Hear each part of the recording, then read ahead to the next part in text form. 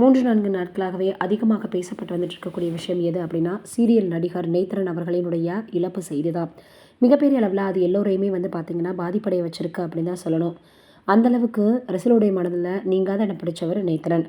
அவருடைய மனைவியிடம் கூட பார்த்தீங்கன்னா நிறைய விஷயங்களை அவர் ஷேர் பண்ணியிருக்காருன்னு சமூக வலைதளங்களில் வெளியாகி வந்துட்டுருக்கு.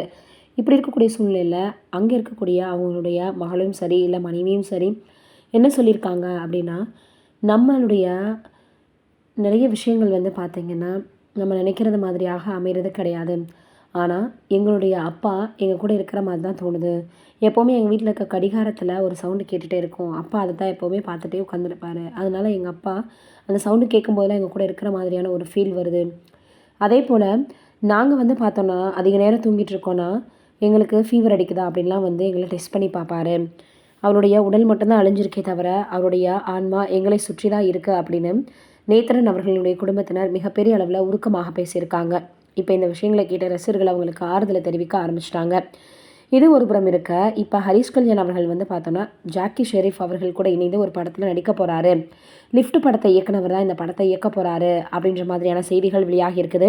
இதை கேள்விப்பட்டதுலேருந்து ஹரிஷ் கல்யாண் அவர்கள் ஒரு படத்தை செலக்ட் பண்ணுறாரு அப்படின்னா நிச்சயமாக அந்த கதை நல்லா தான் இருக்கும் அப்படின்னு சொல்ல ஆரம்பிச்சிட்டாங்களாம். சமீபத்தில் லவர் பந்து அப்படின்ற திரைப்படத்தில் ரொம்பவே அழகாக நடித்து தன்னுடைய இயல்பான நடிப்பை வெளிப்படுத்தியிருப்பார். இப்போ மறுபடியும் ஜாக்கி ஷெரீஃப் அவர்கள் கூட இணைந்து இவர் நடிக்க போகிறாரு அப்படின்ற செய்திகளை கேட்டதும் எல்லோருமே அந்த படம் நல்லபடியாக வரும் அப்படின்ற மாதிரி பேச ஆரம்பிச்சிட்டாங்க.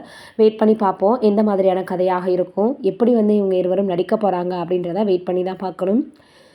இப்போ இருக்கக்கூடிய காலகட்டங்களில் பார்த்திங்கன்னா கதை அப்படின்றது எதை பக்கமாக இருக்குது, எதை நோக்கி போகுது, எதை நோக்கி மூவ் ஆகுது அப்படின்ற மாதிரி சில படங்களில் இருக்கிறதே கிடையாது. ஏதோ படம் எடுத்தோம் அப்படின்ற பேரில் எடுத்து வச்சிடுறாங்க. ஆனால் ஒரு சில படங்கள் மக்களுடைய மனதில் நீங்கள் தான் பிடிச்சிடுது. இப்போ இந்த படம் எப்படி வெளியாகுது, எந்த மாதிரியான கதையாக இருக்குன்னு வெயிட் பண்ணி பார்ப்போம். நீங்கள் நினைக்கிறீங்கன்னு கமெண்ட்டில் சொல்லுங்கள்.